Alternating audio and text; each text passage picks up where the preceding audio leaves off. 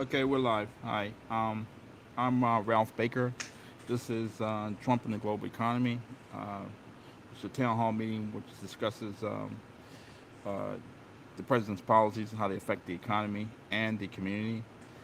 Today we'll be discussing Endo's effective short interest, how it's practically reached 100%.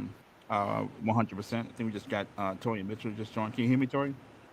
I can hear you loud and clear. Can you see Beg your me and pardon. hear me? I can see you. Yeah, I can see you. You turn the volume up a little bit. I can barely hear you. Can you turn the volume up a little bit? All the way up. Can you hear me? Okay. Yeah, I can hear you. Got it. Got it. Oh, Okay. Great. So yeah, we're talking about Endo International. Its effective short interest has practically reached or exceeded 100%. And so this is I think it's an issue that near and dear to Torians in my heart, and also issue that the market the investment community should be aware of. Endo is a generic drug company. They also have branded drugs, and they're trying to de-emphasize the generic piece. And they have a cellulite treatment that will be reflected in its financials this quarter for the first time. So I think everybody's the stock has been dropping over the past couple of weeks, and it seems like it's bearish sentiment, but it's actually the opposite. Endo is owned 85% by institutions and insiders. They control 85% of the float, and they're not selling, which is very bullish. But the stock keeps dropping. I think we've kind of figured out the puzzle that it's hedge funds who are selling shares that they do not own and selling the stock short, and the selling pressure has been driving down the stock. Um, there is Endo does face some opiate litigation, but we think it's manageable. And hedge funds have probably been making a killing over the past 3 years since the opiate uh, exposure first materialized, and basically had a free run at the stock. And we think the market should be aware of it, and things can hopefully change for the better, and also opportunity to break these short sellers. So when we say effective short interest, I just want to walk through at a high level again what we mean by effective short interest. Endo has 233 million shares outstanding. The float is 100. 85% of the float is owned by institutions and insiders, which means about 29% of the float actually trades. So it's very thinly traded relative to its actual float. And I think when people look at the short interest to the float, it's up to about 14% now, which it's still above 10%, but it's not as high as others. Optically, I think the short shares up from 23 million in mid-June. But optically, it doesn't look like it's very highly shorted. But if you compare the actual 24 million shares that's been shorted at July 1st to the 29 million shares that are, I guess, we call tradable, it's over 80%. And they've actually been continuing to short to drive the stock down over the past few weeks. So, for instance, to give you an example, on July 2nd, 1.8 million shares were sold short. July 7th, 2.3 million. July 8th, 1.5 million. July 12th, 1.1 million. July 14th, over 800,000. And today, 764,000 shares were sold. So that short volume is actually down.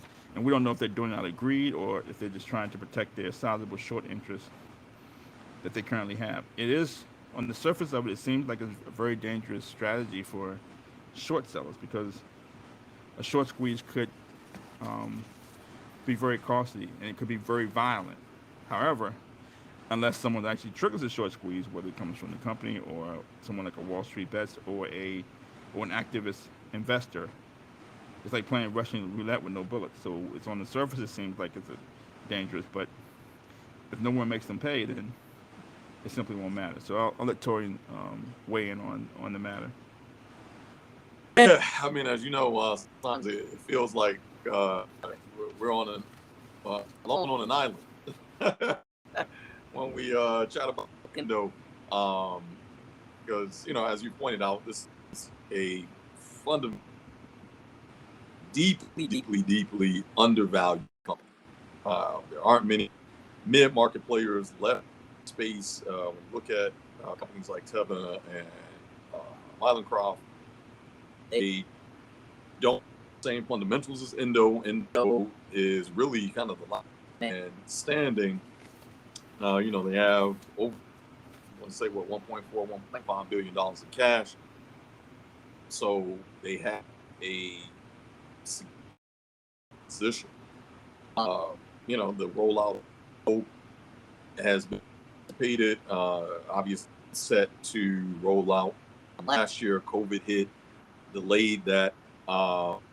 Not many other companies are putting out a silent treatments, and then as kind of this ace up the sleeve, that affects over 8% of the population. That's the U.S. population, but the global population when it comes to cellulite. And this that has with meant for cellulite is intravascular, unlike oat, which is, you know, pretty much it's a topical treatment.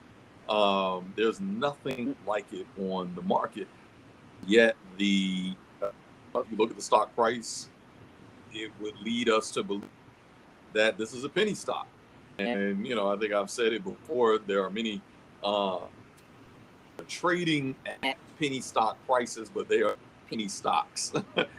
Endo is one of them. So, you know, it has trading for shareholders to watch a company which arguably the most recent with the most recent defense that Citigroup wrote having $11 price target.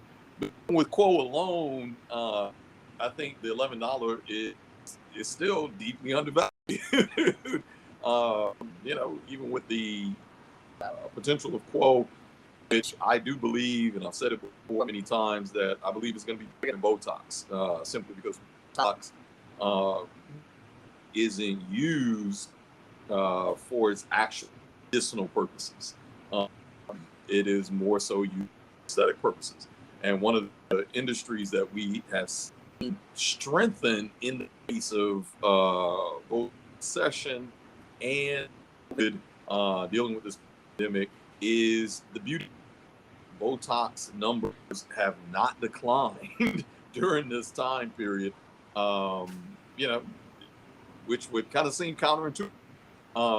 So a medicinal purpose that is treating something other than, you know, was on the face, and, you know, just trying to look good in the mirror. Cellulite does one produce some chronic conditions, so this is the aesthetic purposes, but comparing it to Botox, which is just simply at this point in the large majority. For those reasons, Quo is going to easily do Botox the same time period. So with all that being said, this is why you can easily see why shareholders are looking. You know, when we first talked about the effective short interest rate, which I thought was, which even, but you know, look at 6 to 8 months ago, the short interest was less than 6%, and even to see it jump to the current levels of 14% was already like a surprise moment, frankly. But then when you look at it from the interest and you see, like, whoa, this, you know, simply a kind of high interest. This is massively being shorted, and it has to,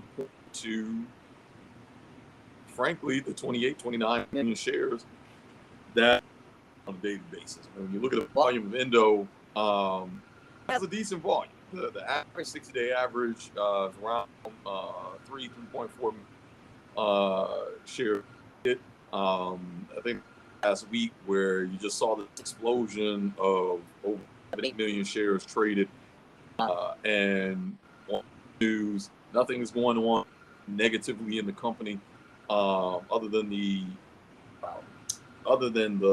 long-standing opioid cases. But there's nothing new that would suggest that this is in any worse condition, and it's 50-60 cents in the day. So it's hard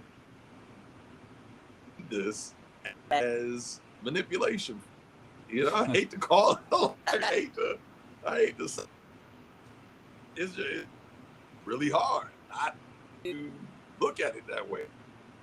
It's the 800-pound elephant sitting in the room, and yet everyone trying to eat normally as if it's not sitting in the middle of the table.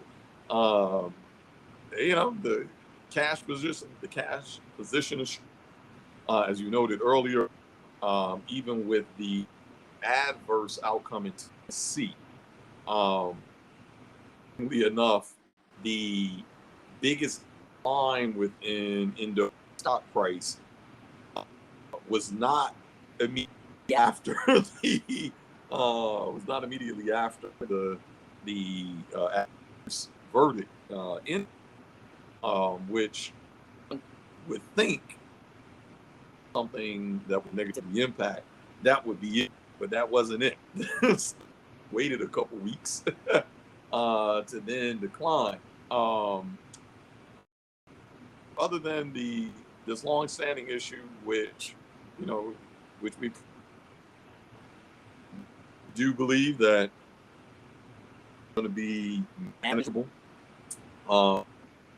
Ohio has already got a stated in terms of getting these cases closed out, getting verdicts.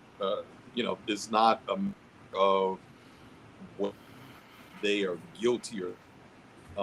This is, quite frankly, a strange occurrence where you have companies that are openly, frankly, participating and fully participating in investigations, fully participating, and otherwise admitting that they participate in the opioid crisis. No one is debating that. Endo isn't. And Johnson isn't debating that yet for some odd reason. Is settled, but prevent it from settling. Frankly, these opioid cases should have been settled last year, or really even at the end of 2019, when Trump pushing for some fast verdict, and the to that was to get money to the states, and these same states are crying broke. Think that they're lying and crying broke. So it's just a strange set of events. You have companies, their participation, and that they're willing to settle, they're ready to settle, they openly come to the table. You have state governors that are saying, yes, we need funds. This is going to be a way to access funds. But for some reason, settlement isn't happening. Well, there is an entity that is between the biopharma companies and the state governors. I'll let who that entity is that litigates these cases, and what the potential hurdle is as to why you're prolonging unnecessarily these cases. But even with that, I think the thought is that it should simply manage it. States cannot go after these companies in a gross intent to bankrupt these companies. One, if you bankrupt these companies, then obviously they won't be able to continue generating the revenue to ultimately pay whatever settlement is agreed upon. So if the goal is simply to get to a settlement it has to be something that's manageable by the company. Typically, you know, years period, year period in terms of the payout. Usually, how these settlements ultimately end up and awarded. With that, you see that doing relatively well revenue-wise. This stock should easily be north of 15, in my opinion. Especially look at other companies that are space that have gotten 1, 2 contracts that are based on COVID, which is a temporary occurrence. So I'm not really sure how folks are the valuation of a company in the future over a single contract that is supposed to be a temporary contract. COVID is not supposed to be a long-term revenue generator. And you have these companies that, in a month, 2 months, they go $11 a share and skyrocket to $50, $60 a share, and are now in the triple digits, easily $250 a share. And the math, just as the kids say, the math happens. So the space that Endo is in, if we are saying that a company that didn't even have a pipeline, that barely had a company registration just 2 years ago, got one single contract from the government that's only worth about $1 billion, but they're trading $200 a share from $10 a share, then quite frankly, Endo should at least be neck somewhere in the ballpark, is what I'm saying. So to watch decline, that's why I say is hard. When you look at these factors, consider these factors, it's really, really hard to not come to the conclusion that stock is being maybe manipulated. So that's an understatement. That's an understatement. As far as the opiate overhang is concerned, I was really hopeful after Judge Polster in Ohio and these private lawyers in these municipalities, the cities and the counties who are party to the came up with a very unique and innovative settlement mechanism and figured out a way to settle this and everybody get their fair share, unlike the tobacco settlement where the state AGs negotiated the tobacco settlement and apparently on behalf of the public, and the municipalities and the public didn't get much of the money. Most of it went to into state coffers. So they came up with this, and they had incentive to do it because they want to make sure they got their fair share. Then the state AGs came in and said, hold up, you can't negotiate a class action suit without us. You can't usurp our power. And they threatened to kind of block it, to block the class action suit. They got involved.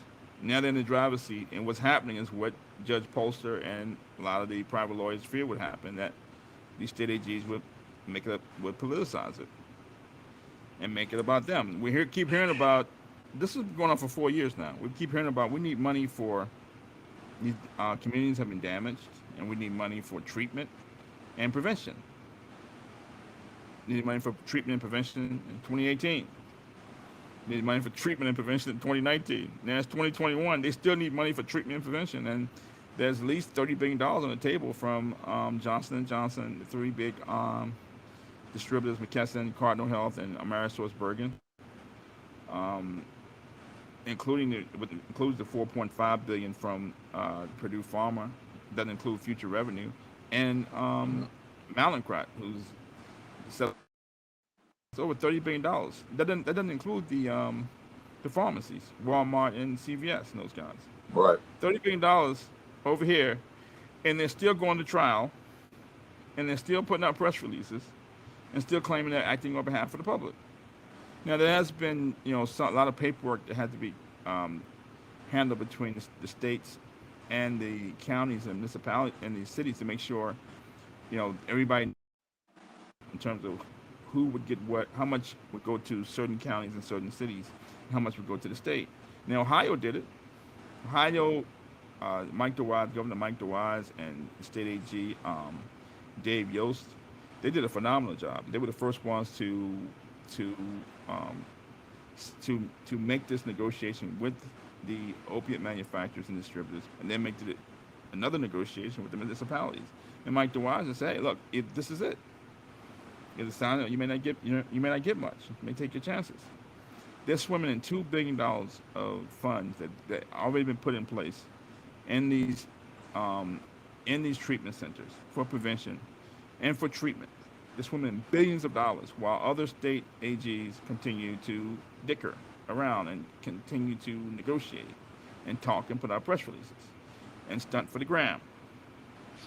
So, and when Trump cut the deal with Purdue Pharma before the election, other state AGs don't want this to come to an end. This is what Judge Polster and a lot of these private lawyers were afraid of, that the state AGs would get involved and make this a political process and make it about them, and to promote, use these trials to promote themselves individually and to get uh, personal publicity, maybe publicity for the next gig or for the next job. So it's befuddled to me that they haven't settled this yet, and there's no Donald Trump to come in and say, look, this should have been done already. If Donald Trump was still president, this would have been settled already. They said, you can't do it. I'll get the DOJ to do it for you. And especially after yesterday, early this week, that news came out that drug overdose deaths reached a record high in 2020. Over 93 people died from drug overdoses. Majority of those were due to fentanyl and opiates that people buy on the street, on the black market. Mm-hmm. It rose 30% year over year. So if the prevailing prescriptions, the previous drug overdose deaths had surpassed car accidents, and they coincide with the proliferation of opiate prescriptions. So the Trump administration said, look, these opiate companies pay for what they did. We need to cut the prescriptions. And once they cut the prescriptions, you think the number of deaths would drop, and number of accidental deaths would drop. They're actually still going up because people still buying opiates on the black market. People buying street fentanyl, and some of these drug dealers are lacing these drugs with fentanyl. And I'm not sure the users are really aware of it. Mm. And we talked about this before, Torian Yeah. and Brooklyn Land Baron, that there are a lot of factors driving the opiate crisis. That the opiate crisis really materialized in other areas in West Virginia, Ohio, Pennsylvania. And a lot of these areas do not have the job prospects that they had 20, 30 years ago. So there's a lot of things driving, and everybody wants to make it a black and white issue where it's the opiate manufacturers who's driving it, and it's the distributors, so on and so forth. They need to pay, and it's clear that they need to pay, and it's clear that these communities are hurting. And it seems like more of a negotiation than a legal issue, because can you really get a public nuisance claim in court? Can you win that? They haven't been able to do it in the past, and the drug companies simply can't go to court 2 or 3 thousand times. They can't afford it. So the best thing to do is everybody come together, let's settle this, and not become a public nuisance to the public, not become a nuisance to the public. Now it's been going on for 4 years. Now they have become almost a nuisance to the public. We keep hearing about opiate crisis. It never ends, and there's nothing in place to make it stop. And then you have companies like Endo and Teva whose stock have been falling and trading sideways, and the investment community is now being injured. But at the end of the day, the fact that drug overdose deaths are in record territory and still rising shows you that it's not necessarily the drug manufacturers and aggressive marketing is driving the opiate crisis. People want to get high, and for Yeah. various people want to get high, and nobody wants to admit that. They said that the drug overdoses were 8,000 more than the deaths due to the crack epidemic at the height in 1988. So Wow. it has now exceeded deaths from the crack epidemic at the height. That's how much drug overdoses have risen, Eight. and it's still rising while they're cutting prescriptions and while they're in court blaming opiate manufacturers. So it seems to fly in the face of what the state AGs are saying and the cases that they're making to these juries. This should have been settled already. We all know this, but we'll see. I think the state AGs are saying they're close to a settlement. They expect to have the first payment hopefully by January of next year, and there's no catalyst to push them over the finish line while they're still putting out press releases, still going to trial. And as far as the Tennessee Tennessee default judgment, Mallinckrodt settled with the state of Tennessee for $160 million. According to the opiate deal for Purdue Pharma, they expect to settle with Tennessee for $134 million. It hasn't been agreed to yet. But Purdue Pharma was the worst actor, and Mallinckrodt had much more exposure than Endo. So why would Endo pay more than those two guys? If we're talking about a fair-minded process and a process where payments are based on based on market share or the number of opiates distributed. And Endo took Opana, their opiate drug, off the market in 2017, while Mallinckrodt and Purdue Pharma are still selling opiates today. Mm. So, and not always Endo was should be held up as an exemplar, not castigated. But I digress. I think Endo should. First of all, I think Endo's a well-run company. I think they've done a great job. They weaned themselves from opiate sales, and they still kept the company afloat. They've grown other products like Xiaflex and Vasostrict, the two fastest-growing products. They paid down mesh claims. They had mesh claims over $2 billion. They pared them down. They only have a couple $100 million left, and they've done a great job of pairing mesh claims, growing revenue, growing new products, cultivating their cellulite drug, which is on the market now and seems to be a big success. Talked about, and they've handled the debt. So they've done a great job. And they may not have been in a position to buy back debt buy back stock a couple of years ago, but now I think it's time. They have $1.4 billion of unrestricted cash. The stock's under $4 a share. They could buy 4 to 5 million shares for $15 million to $20 million. They could drive the stock up, create a short squeeze, drive the stock up to 20. They could actually issue more shares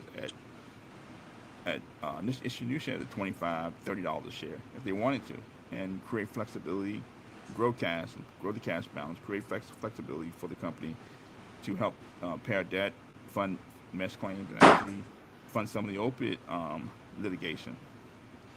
So I think this is the best. It's a great use of his cash. They have $1.4 billion in the bank. It's not earning anything. I think buying that stock back at looks like about 6 times run rate EBITDA, and that doesn't include the blockbuster drug, the blockbuster cellulite drug. This is the best use of their cash. I think they're in a position to use cash. I think they would be. I think it's their fiduciary responsibility to buy back stock. It's a fiduciary responsibility to use their cash in an efficient manner. They acquired Biospecifics a few months ago, which is a great acquisition, a great use of cash, where they actually won't have to pay royalties to Biospecifics for Xiaflex anymore. The company that they understand do business with, who understands Endo more than the current management team. This is the most efficient use of his cash. It would be almost against their fiduciary responsibility not to buy back shares, and they should not allow speculators to drive the stock price down and have a free run at their stock. Just keep selling shares short to drive the price down. I'm not sure what purpose it serves to allow this, and they could and drive the stock back up over 20, 25, $30 a share. Issue new shares if they want it. So I think this is the best use of their cash. Any other catalyst could possibly be someone like Wall Street Bets or an activist investor who would come in and say, look, you need to buy back stock and drive the stock price up. I completely agree. I think one, as far as just to back up for a moment, is, I kind of look at, well, what are the catalysts? What's the motivation to put someone's hand to certain action? Torian, Yep. Torian. 1 second. I forgot to also mention that of the drug-related deaths, drug overdose deaths, about 2,000 were in Tennessee in 2020. So while Tennessee is complaining about the actual pills that are being dumped in Tennessee, 2,000 were happening in Tennessee, and they were probably in the top 10 in the country. Wow. So I think between Tennessee, Vermont, and New Hampshire, they seem to be running neck and neck for number one in terms of specifically opioid. Per capita. Yeah. Per capita. I was surprised by that because Tennessee is not the biggest state in terms of population, but it was in the top 10 in terms of actual number of opiate deaths. You had California, Florida, Texas, New York, so was New Hampshire. I was shocked Pennsylvania, Pennsylvania, Ohio, Michigan, Illinois, and then you had Tennessee, which is when I saw New Hampshire and Vermont, especially because Vermont is experiencing a population decline, was adding to that population decline because the aging population is almost like we're having the Japan phenomenon in the U.S. in Vermont, where there is not a return of the younger population, and for the last few years, they've been put marketing costs to get people to move. Vermont, I think they'll even pay to Vermont, and I think you got to stay like a year or two. We've seen the same, the same model in Italy, even in New Hampshire as well. Where even in Canada, you be essentially persuading of a labor force with the intent to populate certain areas and some interest in it. Point being is that part of that, I quite look at, well, what are the factors that are kind of forcing people's hand, or at least giving them that extra motivation? I'm not seeing any motivation by the Biden administration. In fact, we haven't heard any in regards to closing out these cases when it comes to the Biden administration. So I don't see the same gumption that Trump administration, in other words, where frankly AG are get these deals negotiated, get them closed, get them settled, get the states. But one of the things that I often think about is, when we looked at post 08, 09 crisis, and we're seeing whole cities bankrupt.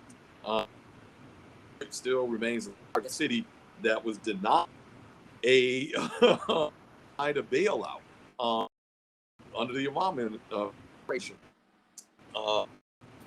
In California,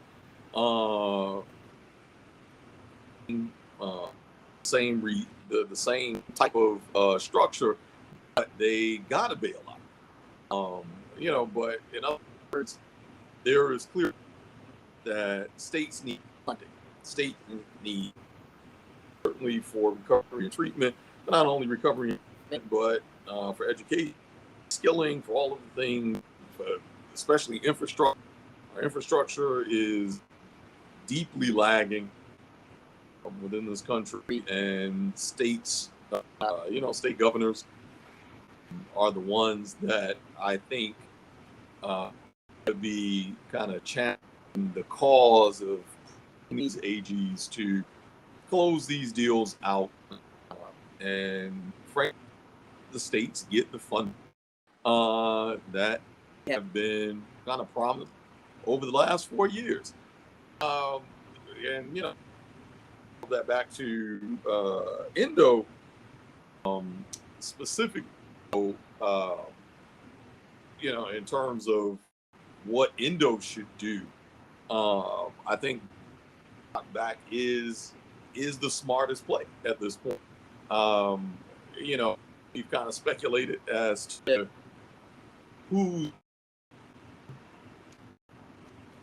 here. All the time we often have these chats because when we're watching on a daily basis, even to, for example, there was some of pre-market bounce. Endo really didn't do too much activity pre or post market. Here and there, but had a little bit of a bounce in the morning, dip another 40-50 cents and on relative normal volume. So this is not an average volume. So clear. But Torian, when you say normal volume though, right? I don't think I think without the short volume, I think the volume would be much less than 3 million shares traded. Well, that is definitely one way to look at it. I'm just when I say normal, I often am comparing it to a 60-day average, a 60 to 90-day trading average. To give you that gauge, for it's kind of a quick reference to see where the interest, the interest is for that day, intraday. There really wasn't anything kind of out of that norm. And no news, no nothing that will warrant another, pretty much 10%. It was from the previous day, or certainly even this morning. So clearly someone's benefiting. And that's really follow the money. You want to know who's benefiting? Follow the money. And the thing that I often, think about is obviously the other really what is Endo losing out? They, $1.4 billion in unrestricted cash. Fundamentally, they are going through an opioid case as well as the mesh cases. They've already settled the mesh cases. They are paying out the mesh cases in a timely fashion and still have $1.4 billion cash. So, in other words, if we ignore the company is doing fairly well. It's a sound company.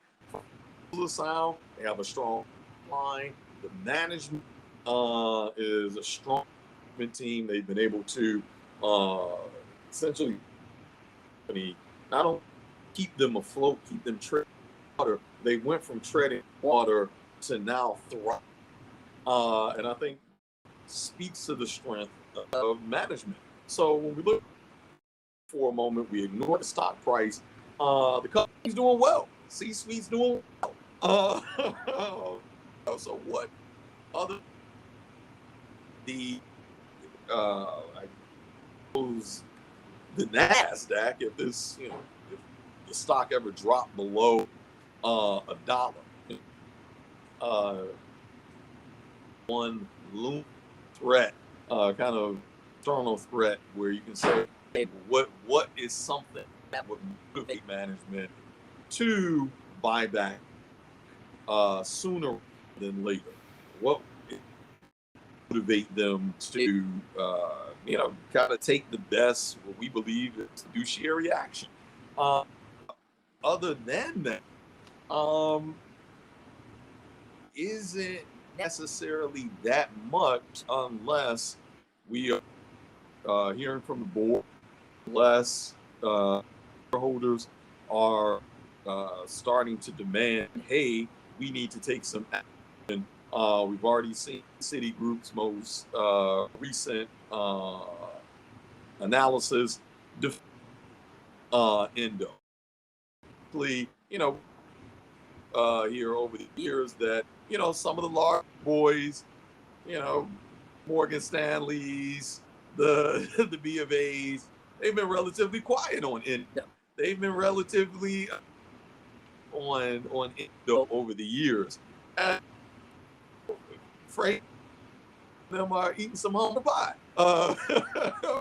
Because, you know, Endo, while you made somewhat of an argument that maybe this company would not be as good as it is today 3 years ago, I think some of the few that were standing our ground like, no, this is an undervalued company. We anything different today than we were saying 3 years ago.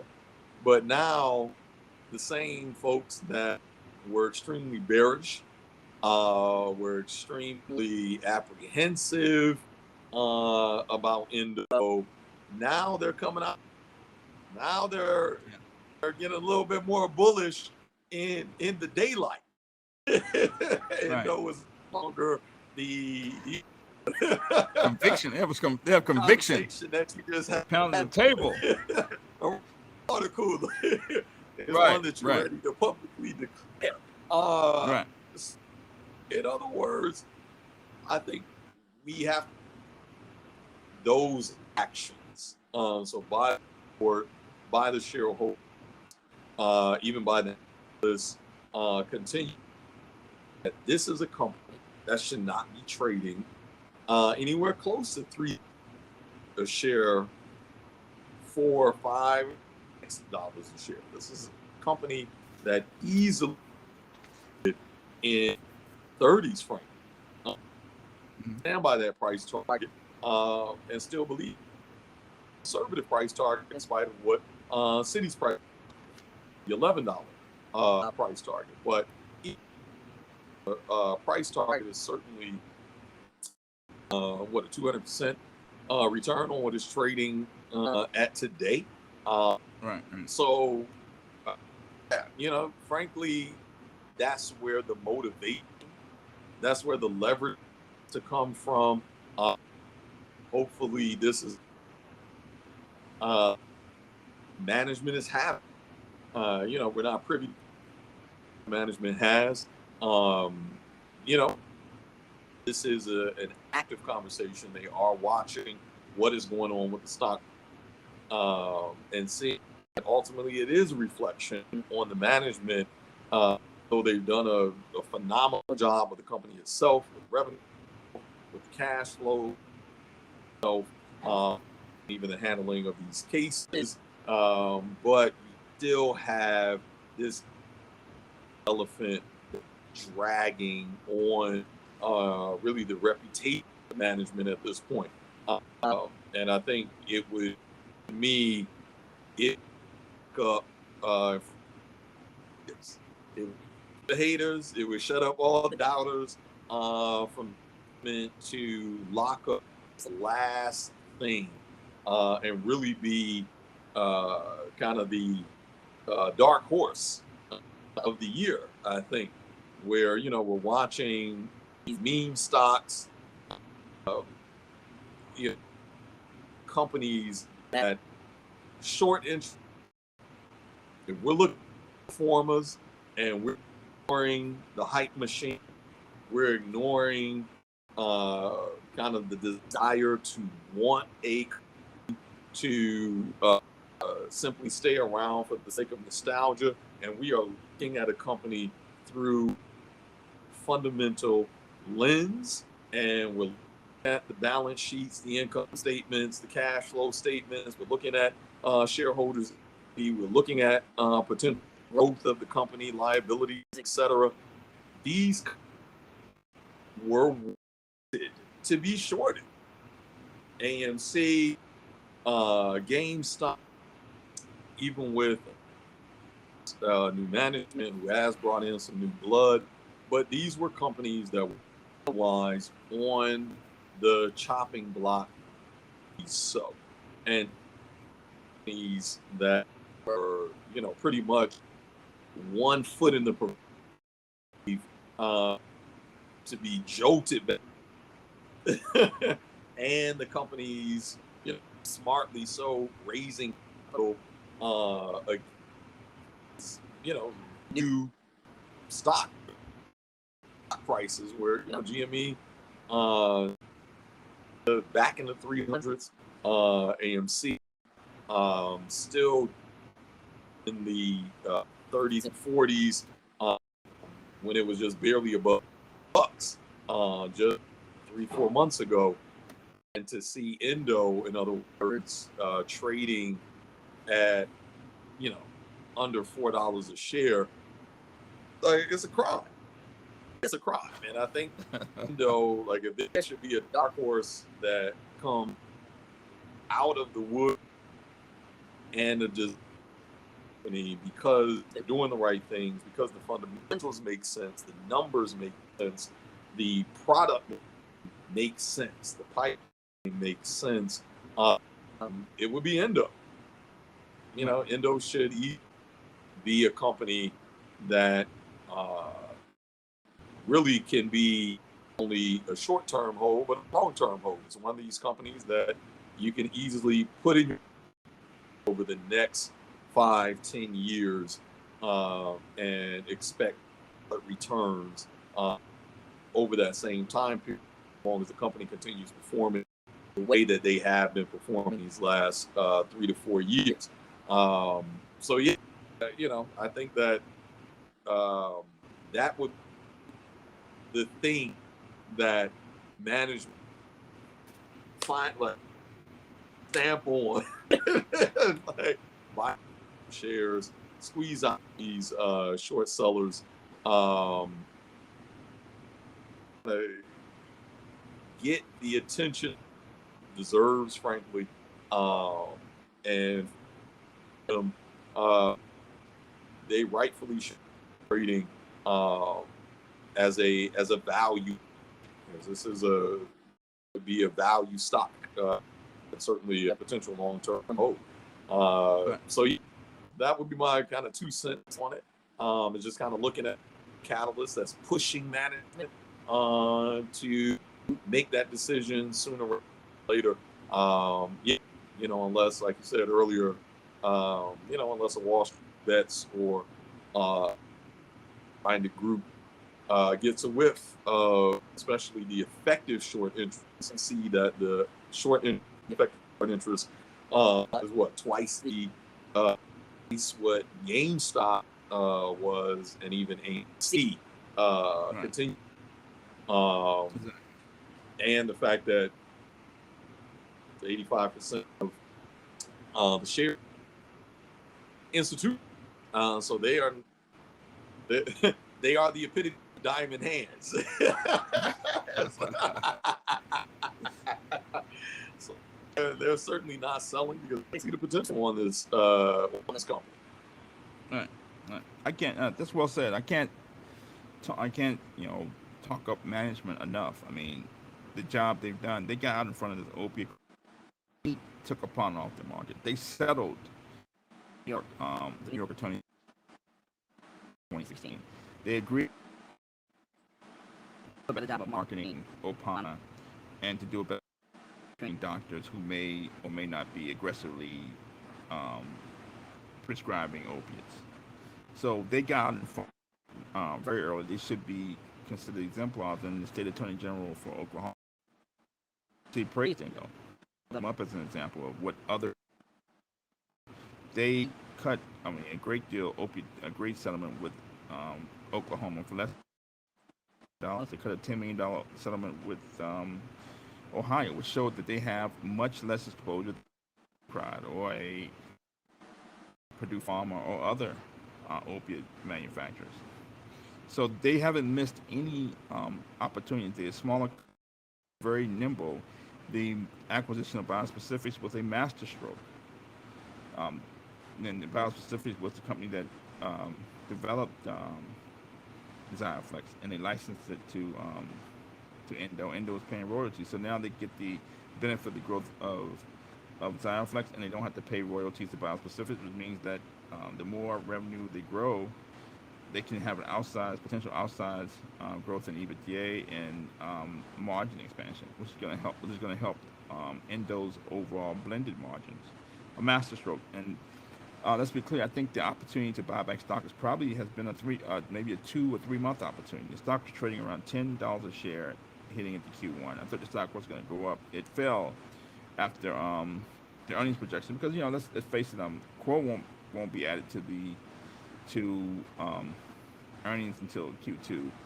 They're still getting pricing pressure from on the generic side, and then vasostrict revenue spiked because of the pandemic, because of rising hospitalization. When that normalizes, vasostrict revenue will decline. So it's kind of like you have revenue declining in some areas, and you have revenue growing for the branded drugs, specifically for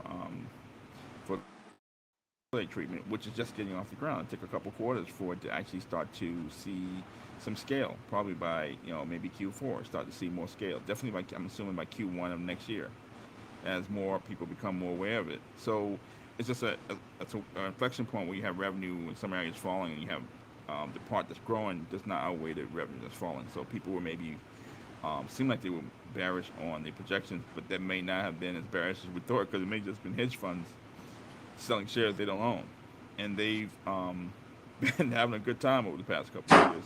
They found a stock that is very thinly traded. It can't be acquired because no one knows what the opiate litigation is, so it can't be acquired by a Pfizer or Abbott. You're not going to wake up one day and have an acquisition announcement where it goes to $40 a share, and you have a management that hasn't really defended the stock. They may not have been in a position to defend the stock, given they had low cash position over the past couple of years, and then we were coming out of a pandemic. We're in a pandemic. We come out of the pandemic. They have 1.4 billion in restricted cash, and they have a stock that's trading well below market value, and they have the cash and they have the acumen to buy back stock. It's only been probably a 2-month window, because the stock was at about $10 a share, like it was going higher. Then it fell. So I think it's become palpable the fact the stock is so undervalued, and management has never missed an opportunity to add shareholder value, whether it's taking a pawn off the market, or negotiating hard for great opiate settlements, or the Biospecifics acquisition, or developing other drugs, growing Xioflex, or growing vasostrict. So they haven't missed an opportunity. I think this opportunity is on the table, and they would be remiss not to take advantage of it. I would be surprised, frankly, if they didn't take advantage of it. I think the one weakness within Endo was obviously the balance sheet, because they had to pay down mesh payments, and paying down mesh payments, that's less money that could go to pay debt. So they have maybe to its EBITDA, and they've had a choice to either grow EBITDA or pay debt, and they decided to grow EBITDA, specifically through the Biospecifics acquisition. That's gonna have an opportunity to grow EBITDA. They can actually have their cake and eat it too. Grow revenue, grow EBITDA, create a short squeeze, potentially sell stock at a much higher price, at 25, 30 a share, and maybe raise a couple $100 million to, again, create more flexibility for the company, pay our debt, help fund mesh payments, and help fund opiate exposure. So they can have their cake and eat it too. And short sellers are basically asking, please create a short squeeze, please. The more we talk about Endo, the more we talk about Endo, the more they sell stock short. It's almost like they're trying to defend, their sizable short position. To me, what it seems, can they really afford to cover? Because the more they drive the stock down, nobody's selling.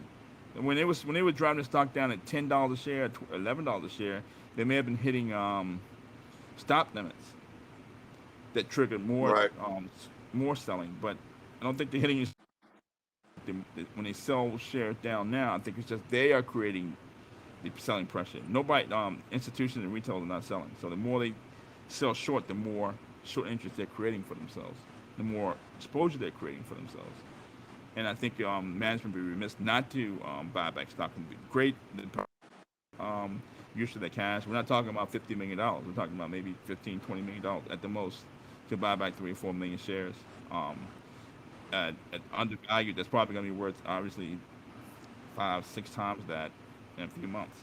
They'd be remiss not to buy back the stock and create an opportunity. Also, they have a lot of goodwill with the investment community. Obviously, people like us who've been talking about Endo a couple years ago, like we were in the Grand Canyon screaming, nobody could really hear us. Now you have Citigroup pounding the table. Endo's worth $11 a share. You have Piper Sandler pounding the table.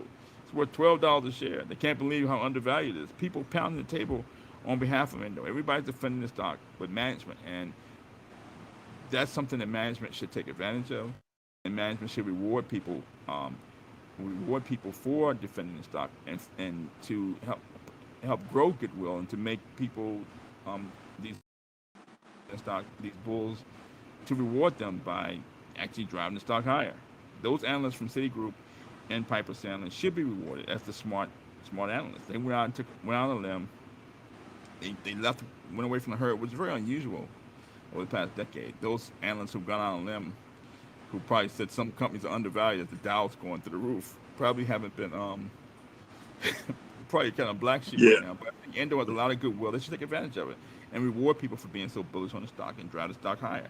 Only take a couple million dollars, couple again, 15, $20 million at the most, which is a small percentage of their overall cash. The other thing is that if they don't break these short sellers now, shorts these shorts aren't going anywhere. When they have blowout earnings in Q2, I think they're gonna have very strong earnings. The stock will pop in shorts and it'll go back down again. Because shorts are gonna keep selling, selling, selling shares they don't own.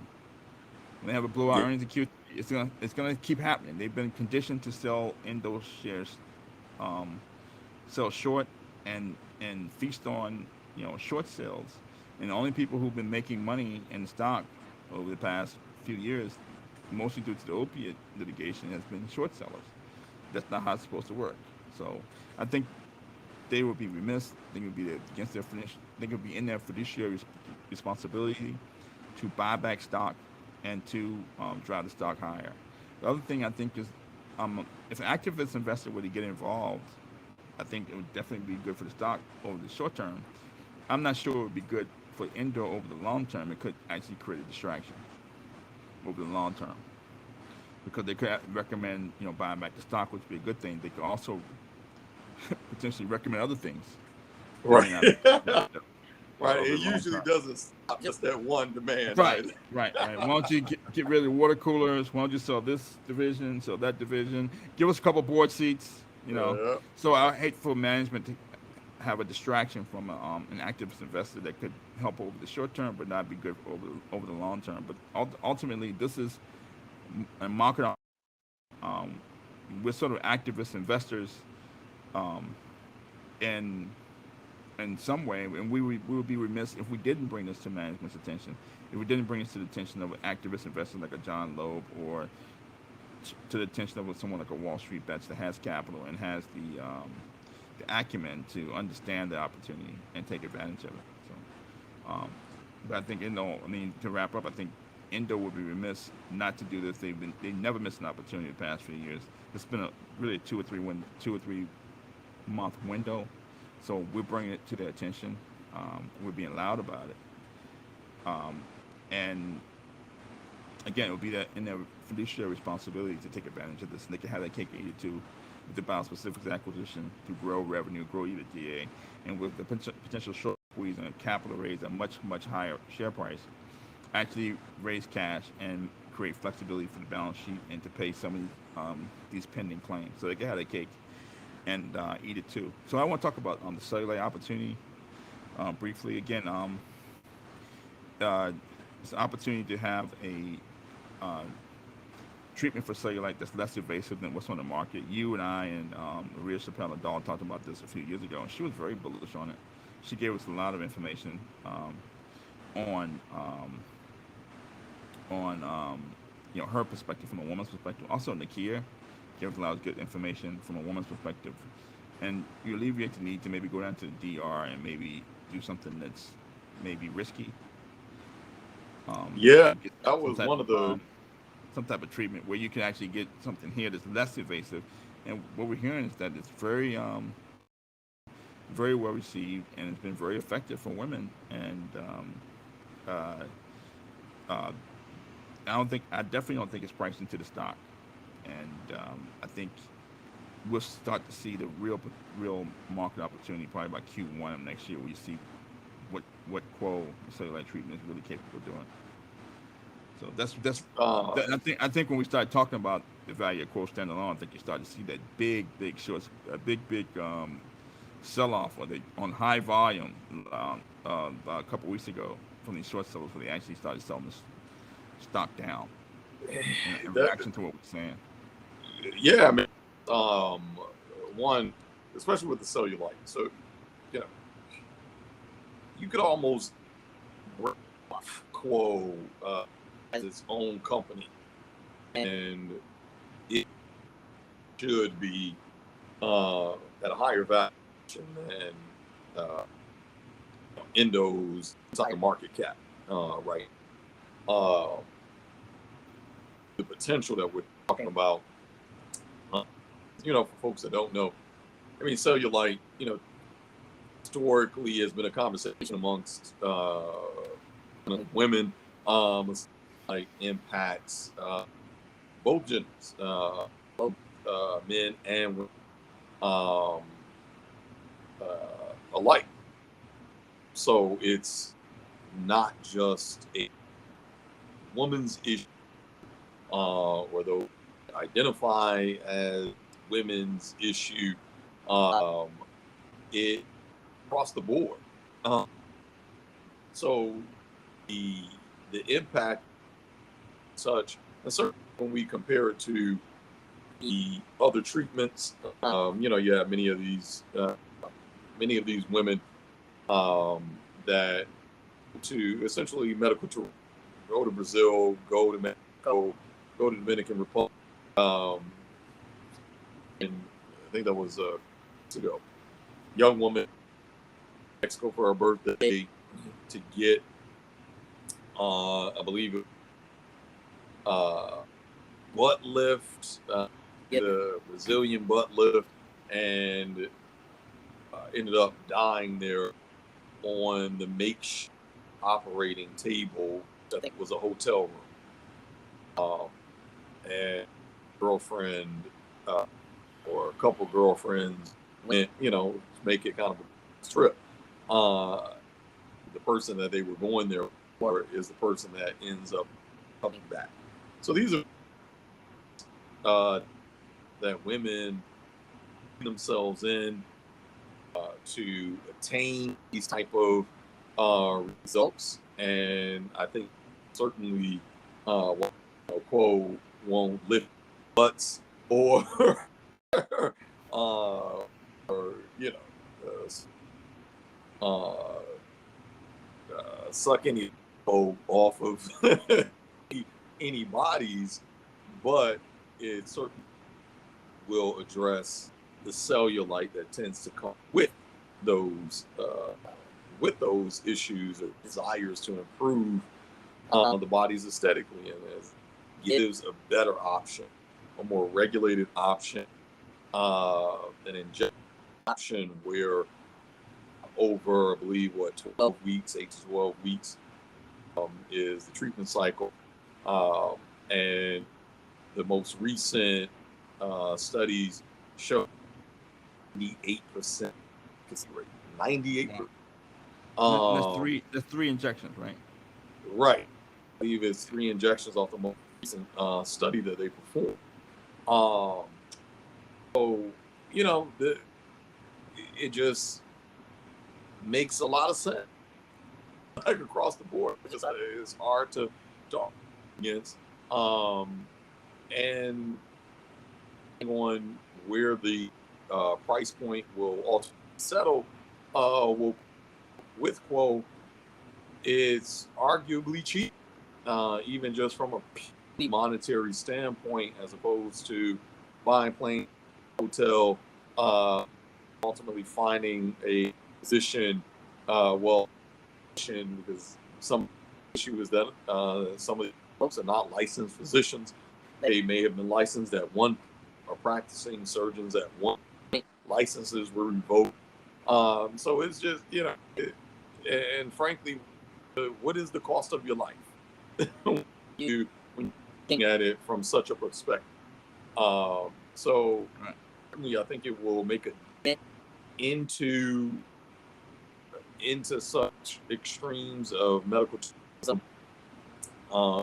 certain aesthetic look, and ultimately, I think it really, again, surpass Botox, because frankly, Botox is not only used at this point primarily for aesthetic reasons, but it's also to where it goes. Majority of treatments are for the face, whereas cellulite impact multiple areas of the body. Buttocks, arms. So in other words, the areas in which it treats are significantly broader. The usages of what it treats is much broader, and it still plays in the same space as light bulb, and backing of the fact that beauty has shown really a recession industry, frankly. So whether the economy goes up, down, or sideways, Quo is going to be a safe bet, frankly, place to put money. So in other words, it is dotted the I's, crossed the T's, all the road, proverbial cliches. But this is just a solid product, and it has to far exceed what Botox has done over the last 20, 30 years over that same time period. So Quo alone, ignore vasostrict, you ignore how well the company handling its finances, how it's not only afloat, but it's thrived over the last 4 years. Even if you simply just Quo as a standalone company, this warrants an above $20 price, frankly.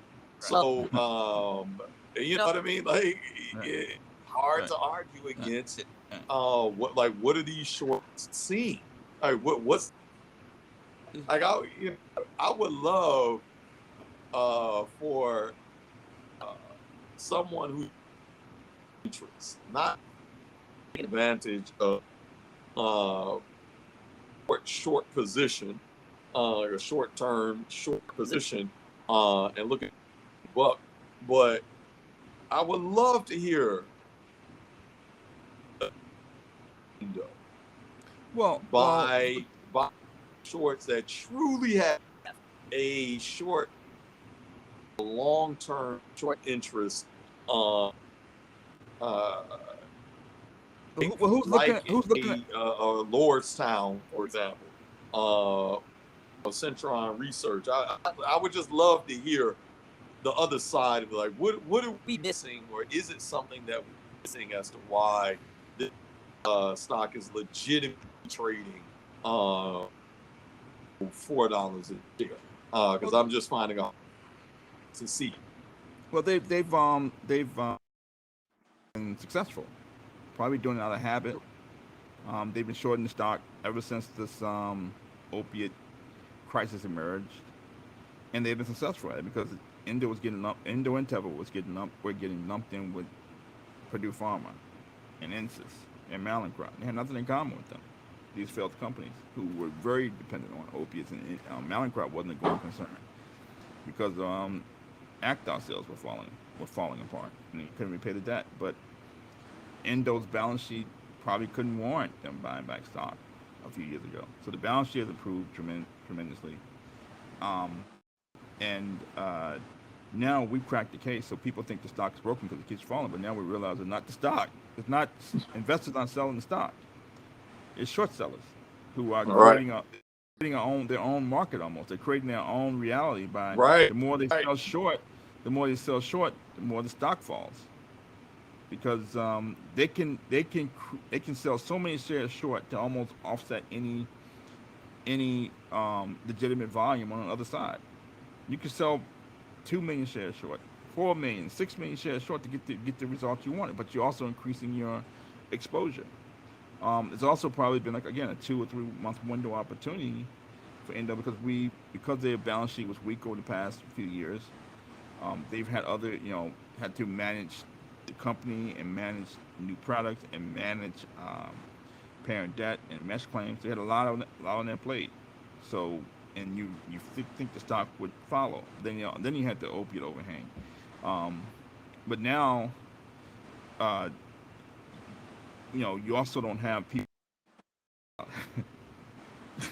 So if they can stay, if they can, their these short saving grace has been that that the stock keeps falling, so there must be something wrong with the stock. And Endo has never bought the shares back in the past, and they've kept the short interest to the float under 10%. So it didn't really draw a lot of attention. If you're a Wall Street bets or you're an activist investor, you want to create a short squeeze. Who do you stop? BlackBerry, Cos, Bed Bath Beyond, AMC, who have short interest to the float in the 50, 60% range or 100% range. Nobody was looking at effective float.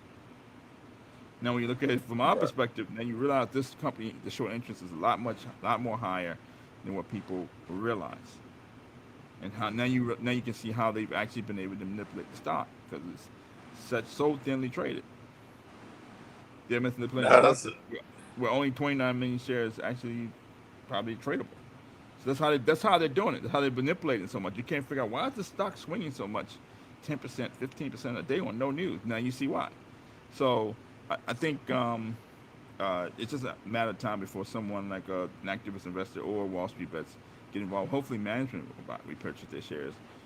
What I hate to do is again, I hate to see an activist investor get involved and on the strength of his or her success from creating a short squeeze, then start making other decisions, asking for a few board seats, and saying let's separate Quo. Let's make Quo a letter stock, or let's separate Quo separate from the rest of the company, which I don't think is a good idea. Um, that's more of a short term, thing. Right. I think that's the next scenario an activist investor would ask for. Make Quo a letter stock. Make Quo a separate company, which I don't think is a good idea. Yeah. But so I think that's a big incentive for management, in addition to the big ability to raise cash. Um, it's a big incentive for management to buy back stock now. As far as where Endo should be trading based on the fundamentals, a short seller may decide it should be trading at the short squeeze occurs. The short seller may decide it should be worth $75 a share or $100 a share if they really down and get out. Because I don't think they're gonna find any sellers. I think this would be a very violent short squeeze. If new money flows into the stock. So that's sort of where I stand. I think management has never missed an opportunity in the past few years to add value for the company. This has been a 3 year window for them to add value. I think they may not have been aware of it. Now they are. So, and hopefully the rest of the investment community will become more aware of it after tonight. But one last parting shot on this. I mean, I think we pretty much kind of put the cards on the table. I'm with you that I don't necessarily, I, I wouldn't necessarily long term see shareholder activists, um, you know, come in and end up the snake to the rat. The problem with using this is that you have a snake in the house that you got to get rid of. Trying to solve the short problem, the small problem you've ended up ultimately problem longer term.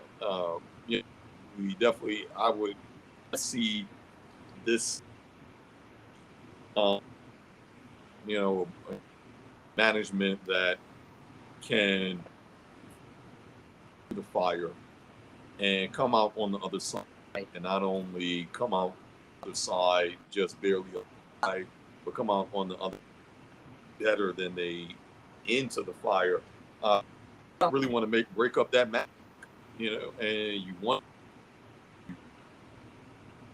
really where the value I think exists. So with that being said, I think buying back the stock is Right. a move to avoid some type of short-term incentive that is going to be a negative for the company longer term. This allows them to remain in control, to obviously provide shareholder value, but ultimately to use the funds for further other positions, the or any future payouts. But short is that it gives them a stronger balance sheet, stronger cash flow statement, and allows them to retain the control they currently have, retain policies, and just kind of that synergy magic that really makes a company run. Keep it in place. I disrupt that. That up.